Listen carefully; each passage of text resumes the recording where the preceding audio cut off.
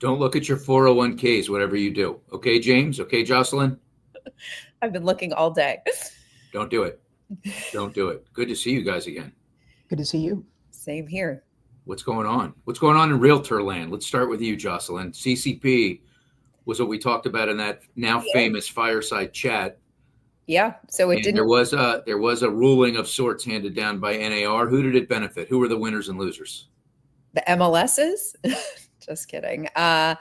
Who are the benefits and the winner? The winners are maybe all the other brokerages out there that need something to compete with. And by the way, feel free to move the microphone down near your mouth, just in case you'd like to people to be able to hear you really well. Okay. Can you hear me? Yeah. Okay. Good. It's like sitting on something propped up, but thanks for calling me out.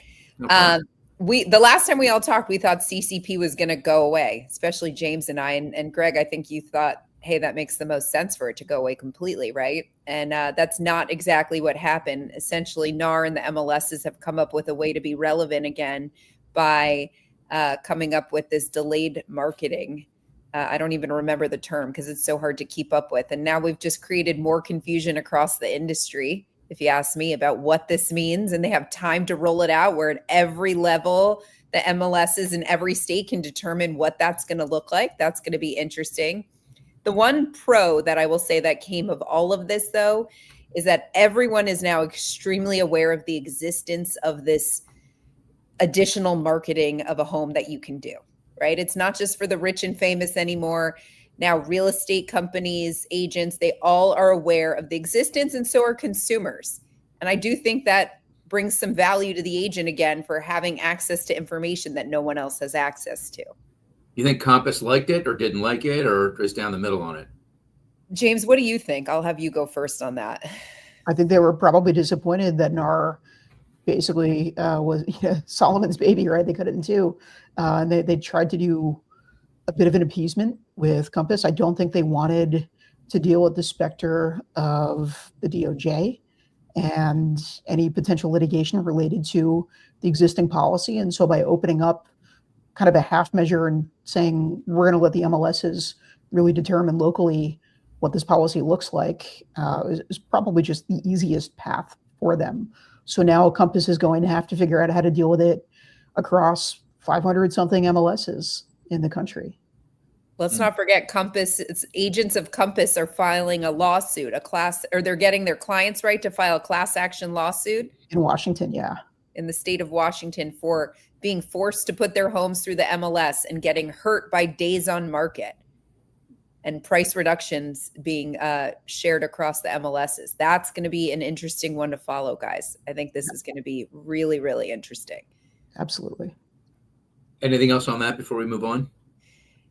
I think there's a lot to be determined. Again, I'll say that every brokerage is now rushing to all the technology companies that have built some type of functionality to leverage private exclusive listings like Final Offer and other companies. They're all rushing to them to say, okay, I need this, whether I like it or not, even in the armpits of the country. Everybody knows that this is a real thing that exists and they need to be on top of it. Interesting. Well, since the last time we talked, we were talking about Redfin last time. Now we can talk about Mr. Cooper. James, you've been busy. Have you been sleeping? Did you get relegated to the basement? It looks like you might have been sent downstairs.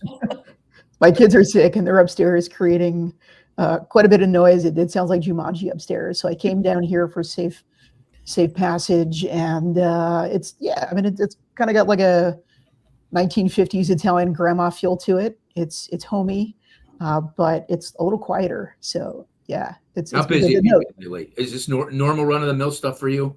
Or have you been a little busier lately? It's been so much busier. Yeah. I mean, even beside the Rocket, acquisition activity, it's been generally much busier. We've been hearing lots of rumors. Got one today that we're trying to lock down. And every single day, tell us.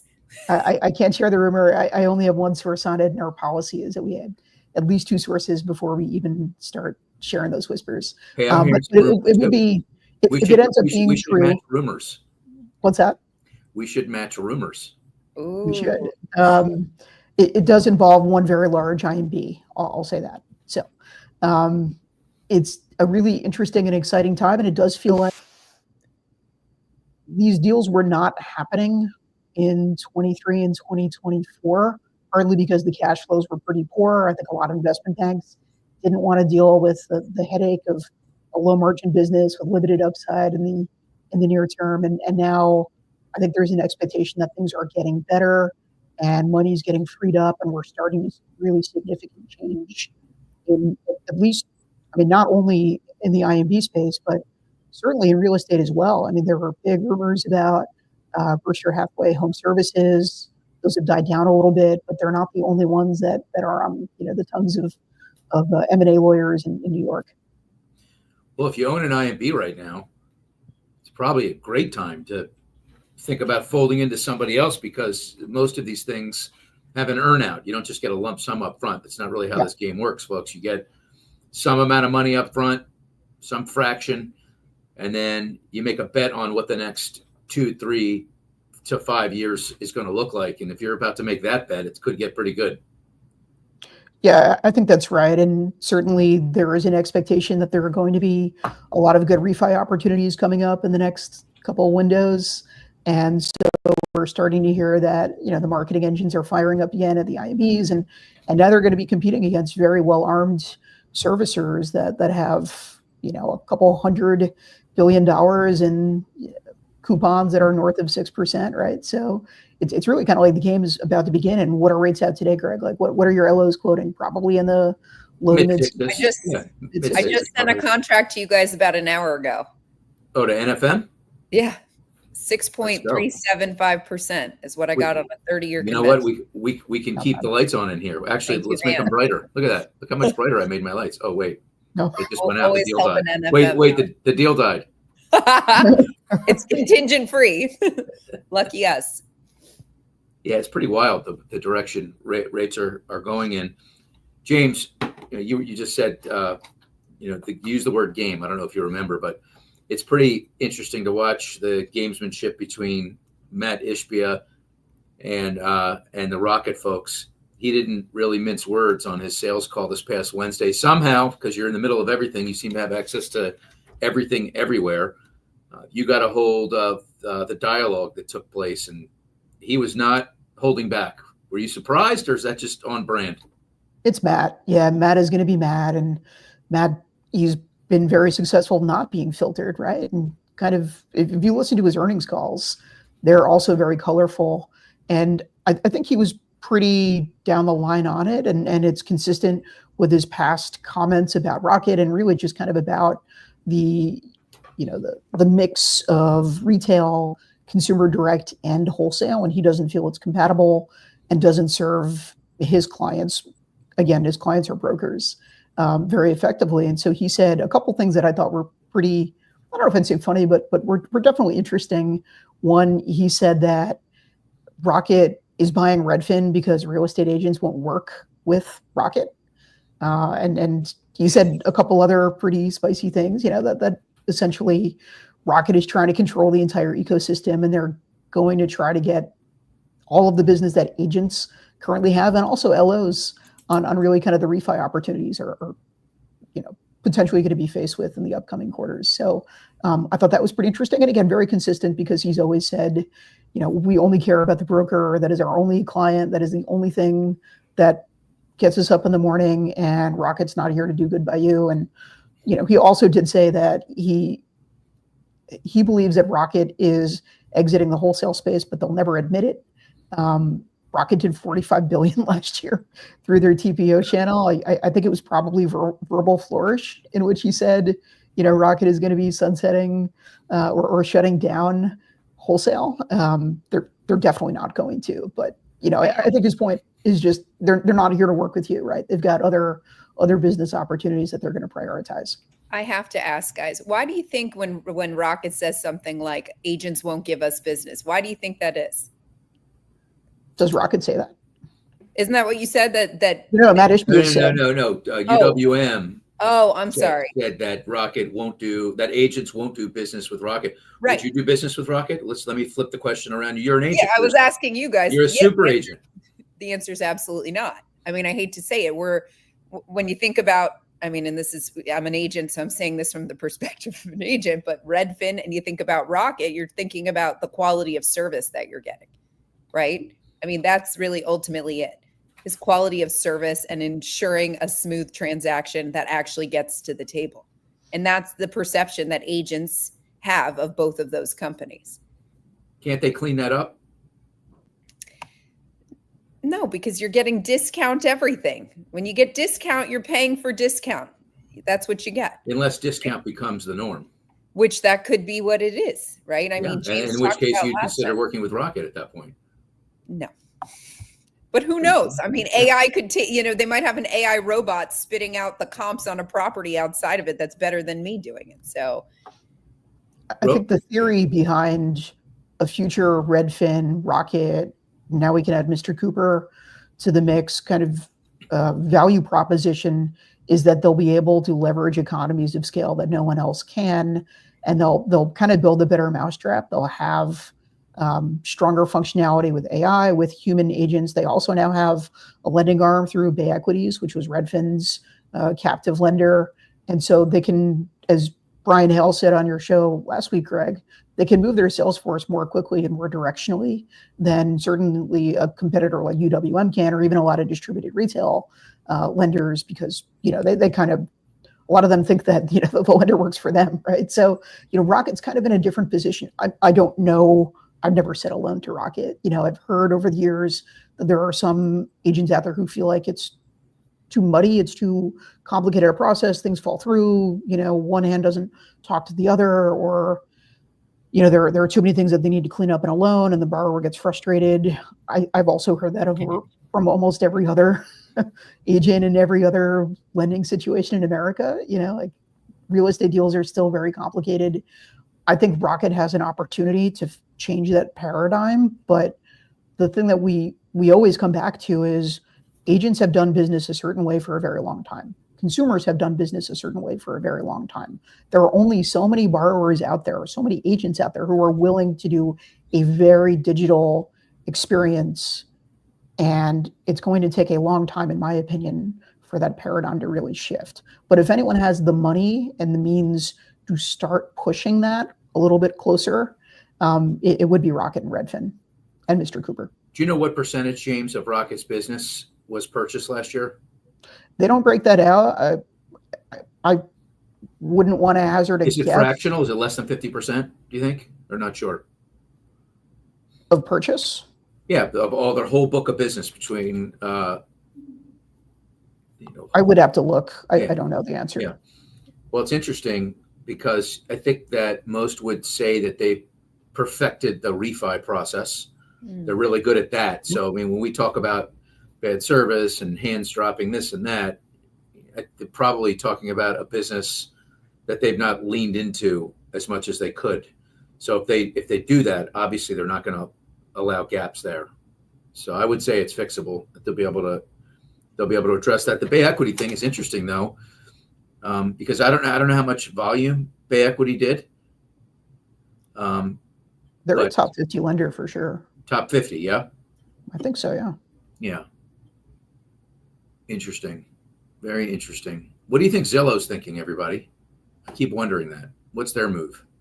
I think Zillow is realizing that although they've done a really commendable job of growing their mortgage operation, it takes a long time. Like, Greg, you've been in this business for a long time.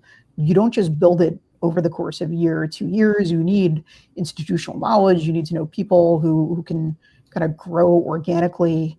And I think they might be looking at an acquisition. It's one thing to have a couple hundred LOs that are working on a call center model and can work within a process that is very regimented and very bifurcated, in that like the LO only handles one element of a transaction, right? And it's sort of an assembly line, which a lot of other lenders with call center options do. But I think they're going to be looking to achieve true scale.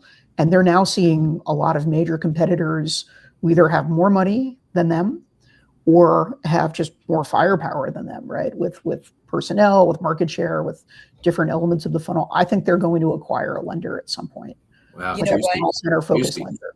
someone called me yesterday. I looked today. I didn't see it. So I encourage everyone, it might be state by state, to go to Zillow.com and see what they're doing. But someone from Massachusetts called me yesterday and said that they've now added a feature or functionality, something that's like most likely to accept X amount for an offer, right? So imagine, that's interesting, right? So that a buyer can now understand what they need to do to win a home, especially in a multiple offer.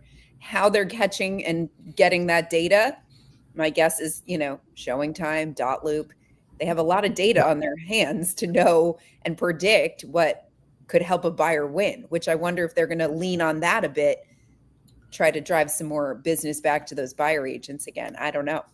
I mean, their whole plan has been kind of migrating from the classic Zillow Premier Agent program, which has been that despite all of the distractions from iBuying and really every other model that they've tried, has been their primary revenue generator. The thing is, mortgage is a much better business on a dollar basis, right? Like they'll make probably $3,000, $4,000, $5,000 maybe in a transaction going through Premier Agent marketing and all that.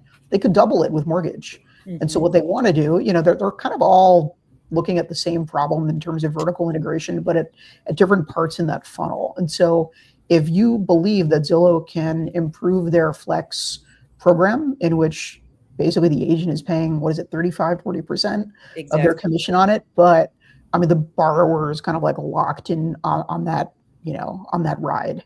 And then they can add title potentially. They could add homeowners insurance. They could add all kinds of other fees, and they could probably get 15 grand on a transaction, right? Sure. I mean, if they can do that, they already have the eyeballs, but can they convince agents that it's worth spending 35, 40% of their commission? And I'm sure some people will agree to that, and they do already, but to do so at the scale that they need to make that really successful, very much anyone's guess. I think that's the plan across the board. I think Zillow that's an ideal plan. Redfin, obviously, capture the lead through their, all the views, 50 million views they have every month, and then hand it through their funnel, right? It's funny because brokers do the same thing now. They're all either incorporating, lending, or even, as small as a joint venture, or having their own lending company or a title company. Everything is really becoming this in-house process because the margins are not great on what they're making on the splits with the agents. So it's funny that even in those micro markets, and as small as the brokerage is working that model that we're seeing across the bigger portals as the way to make money. And if they can do so and be relatively capital light, I mean, that's Smart. The golden goose, because you have on the other end of the spectrum, the home builders who have 80, 85, 90% capture rates, and that would be an incredible number to achieve. But obviously that's a very capital heavy business. It is a slow business. You need to move very methodically. You have all kinds of issues like when tariffs come up, right? I was about to say tariffs. You have labor shortages. You have suddenly like Miguel who ran your, he got deported. Like, what do you do now? Like, you don't have a contractor on this.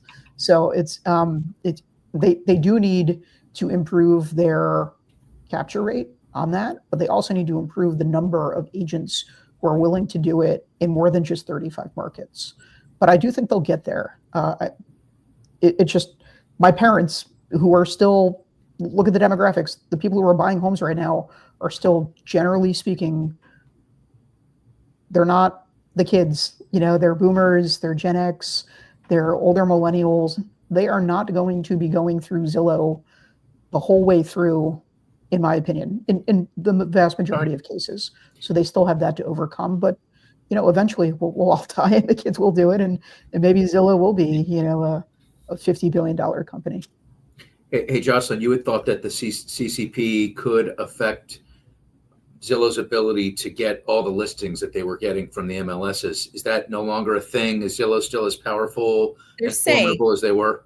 They're going to say what they're going to say to, act like this isn't going to impact them. I mean, I don't know if they have access to this VOW feed. I don't know if you know anything about that, James, but I mean, I think that they could be in a little bit of trouble when it comes to this because, like I said, everyone's leaning on this other type of technology to leverage the sharing of private exclusive listings. I don't know how many people are going to be using the MLSs if these tech companies get to them faster and have it built and ready to go. The thing is, like, okay, someone posed this on LinkedIn a couple of days ago. I think it might have been Colin Robertson, who's a really good follow for those who don't already follow him. But he posed the question, if it came down to it, one or the other, would you rather bet on the brokerages figuring out a way to keep all listings internal and direct consumers to, a local MLS? Or would you bet on Zillow being able to figure out a workaround and, basically keep things running as they are? And I actually think that the brokerage would probably fare better because it's actually, in a technical sense, very easy for them to just send everything directly to a consumer. It's just that the consumer is accustomed to going through Zillow or whatever their portal of choice is. But on a technical level, like, there's really nothing that Zillow offers that you can't get elsewhere. And I like that you say that, James, because maybe this will bring a little bit of power back to the brokerages who are building these, in-house lenders or in-house title, all the things. Maybe this will help the brokerages, whether big or small, get back on their feet again and make some money. Yeah, I mean, like, look at where Zillow gets its data. It's all through the IDX Yep. feeds, right? And so now maybe could they be working with MLSs that incorporate VOWs? Actually, Jacqueline, do you maybe want to kind of expound on VOWs? It's only something I've learned over the last couple of weeks. Me I'm too. by no means an expert on this, but it is something I hear a lot about nowadays, and it's in my feeds everywhere. Yeah, I mean, all I know is that it has more data than others, right? It has sold data and other components that's available than just a normal IDX feed. There is a login required, and I know it's really expensive. And so if Zillow does try to do this, from what I know, it's expensive. But when I read all the articles about what they're saying, they're implying that they have access to this, VOW feed, which will require a login on their site earlier on. Yeah. So like, we those haven't guys- always had IDX feeds, like, they're not relatively recent, but Zillow did have commanding market share before IDX was really kind of the de facto standard. So they have in the past. Now, that doesn't mean, because they had it in the past that they'll have it in the future, but it's still a pretty impressive company, and they do have a lot of negotiations because they have the eyeballs. Like, they still have what everybody wants, right? They've pissed off the agents, and that's where I think we want to pay attention. And the brokerages, right? So how is that, what they've done, going to impact what's going to happen next? I think it'll be interesting. Well, I mean, So does that Justin, maybe you're give pissed home- at Rocket. You're pissed at Rocket. You're pissed at at Zillow. Anyone that I mean, discounts the value of what we do as an agent, I'm pissed off at. That's the truth. The barrier to entry for agents is too low. So there's a lot of people that have hurt my business, and all the really good agents out there. We look like we're all of those other people that should not be in this industry. That's number one that needs to change. I'd pay $10,000 to be a realtor today, and that's what they should charge for people as the barrier to they need entry. to up the fee, bigger barrier of entry. 100%. 100%. Interesting. Let me ask you guys. So I'm assuming you guys are anticipating a nice refi boom for the mortgage side here. How do you think, with all the, the stock market's tanking, how do you think it will actually impact the purchase market? What do you think? I think it'll accelerate it. It'll get people worried that they've got to get in there now while people are lining up, especially if that's the narrative being shared by realtors and originators. Having said that, and I posted about this morning, this is not a head fake. This is very real, what's happening right now, but expect a snapback.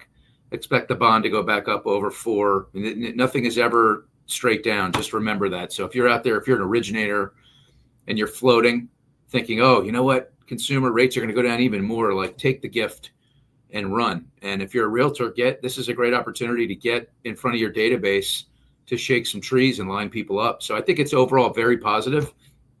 I would just throw caution to the wind that all it would take is the president coming out and saying, I'm open for all negotiations. I'm making progress with China. They're pulling back their 34% and, going over here. I mean, so there could be a series of things where he's seen enough break where there's a snapback, and it will happen at some point. I mean, that's my opinion. James, what's yours?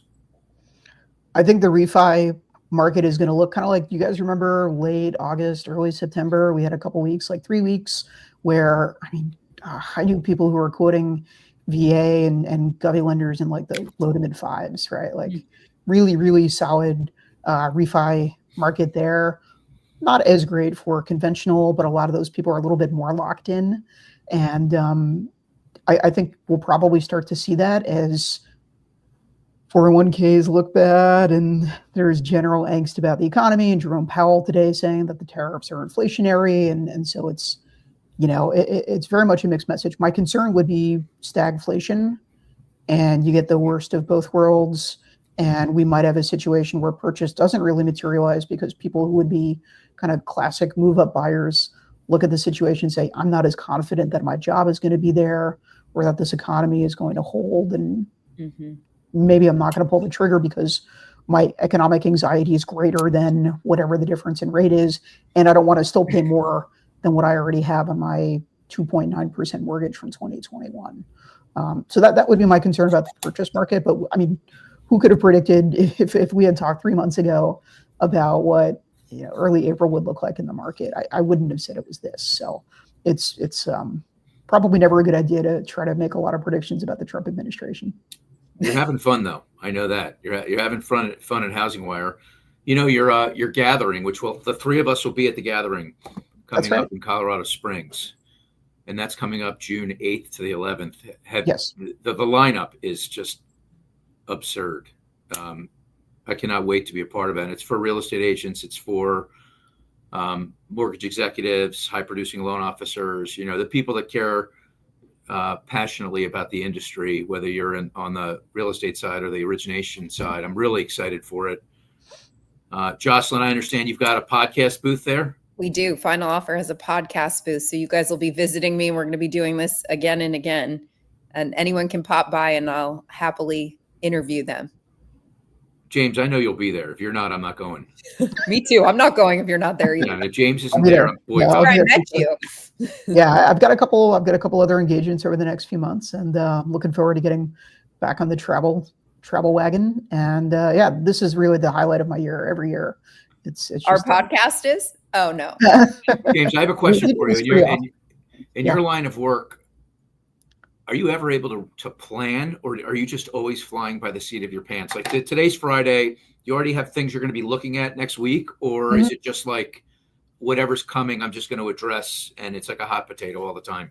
Yeah, it's kind of a combination. So I get a couple scoops. I'm fortunate that people come to me with news and will agree to, say, an embargo date, and I'll agree to it and I'll have it pre-written. So I'll know that there's a scoop coming up on, say, Monday or Tuesday or whatever. There's some of that. A lot of it's still just reacting to whatever's happening in the news cycle, like, the VA servicing program, right? So that broke last night.